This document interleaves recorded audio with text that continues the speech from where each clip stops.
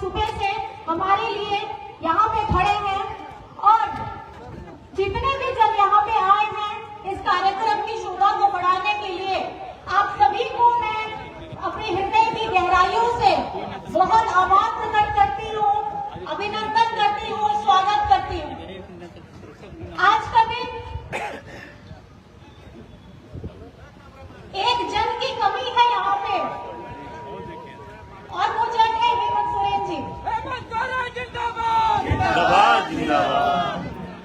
मुझे मीडिया कर्मियों ने 4-5 बार पूछ भी लिया कि आप क्या महसूस करती हैं कि हेमंत सोरेन जी यहाँ नहीं है।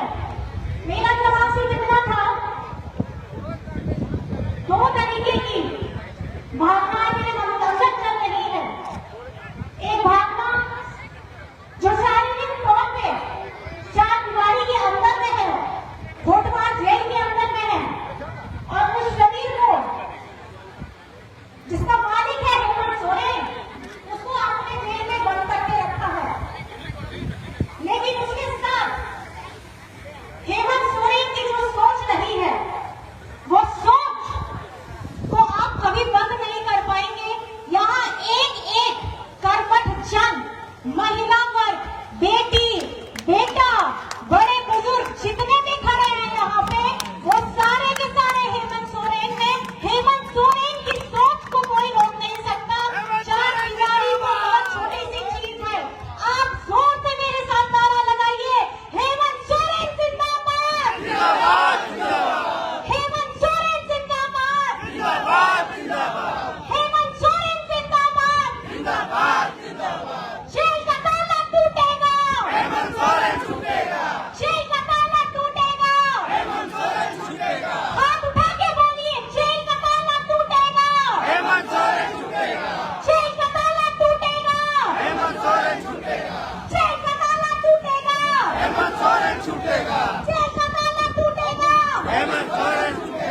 जेल का ताला टूटेगा। आज इस भावना को आप कई महीनों से अपने अंदर में दबा रखे भी होंगे। बहुत चीजें हैं कहने के लिए, लेकिन मेरा यही है आप लोगों से अपना इस भावना को, इस जोश को अपने अंदर में जरूर दबा के रखिएगा।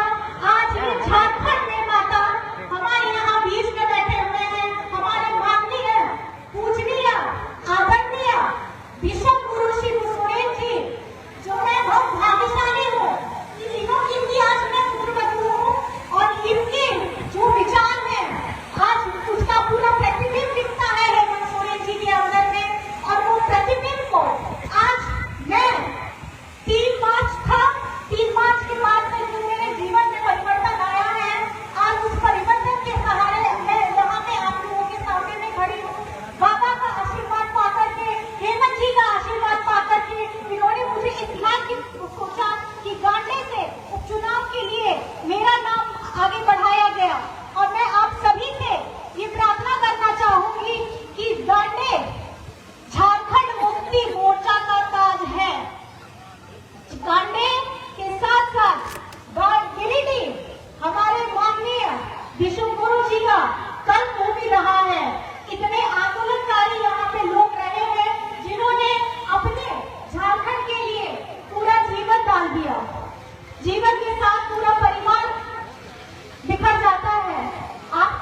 आज आपको मैं कल्पना सोरे नजर आ रही हूँ, पीछे में मेरी पूरी सास भी है, बच्चे हैं छोटे मेरे।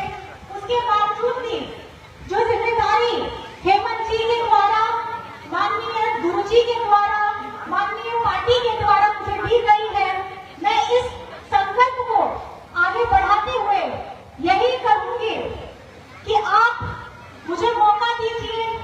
मेरी प्राथमिकता, मैंने यहाँ पे कुछ दिन घूमा था, बेंगाबाद, गांडे, गिरिडीह, मैंने यही देखा किस तरीके से यहाँ पे टार जमीन है, कैसे यहाँ पे नदियां भी हैं, और उसके साथ साथ रास्ते में जाते समय हमारी मेहनतकश महिलाएं हैं, पीछे बैठी हुई भी है। मैं इतनी धूप में भी ककड़ी बेच रही है, खीरा बेच रही है, सब्जी बेच रही है। उस मेहनत का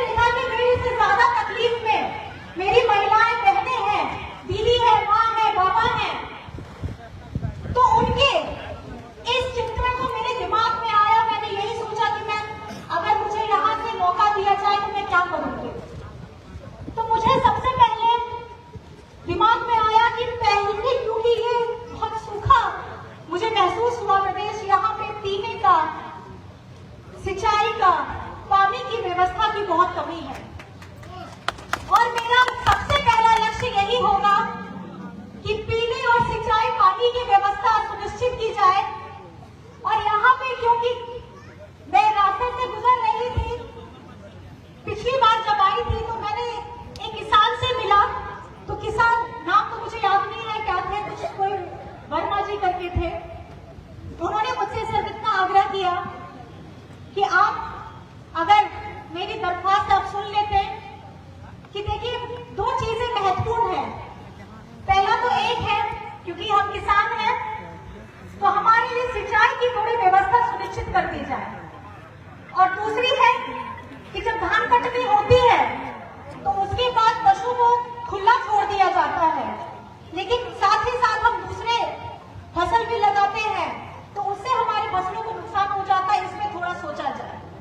तो मैं यही चीज सोचते सोचते आ रही थी कि बहुत सारे काम है यहाँ करने के लिए, पहले भी काम होते आए हैं, लेकिन जिस तरीके से हमारा यहाँ वातावरण बढ़ रहा है, यहाँ पर में जलवायु परिवर्तित हो रहा है, पानी का, बिजली का, आपके बच्चों के लिए पढ़ाई का, इस पे मुझे काम करने का जरूरत है। और मैं महिला स्वरूप ये मेरे मन में विचार आया कि जब अगर मुझे ये मौका मिलेगा तो मैं महिलाओं के लिए, खास करके बच्चियों के लिए एक महिला डिग्री कॉलेज जरूर खुलवाना चाहूंगी। ये मेरी सबसे इच्छा रही है।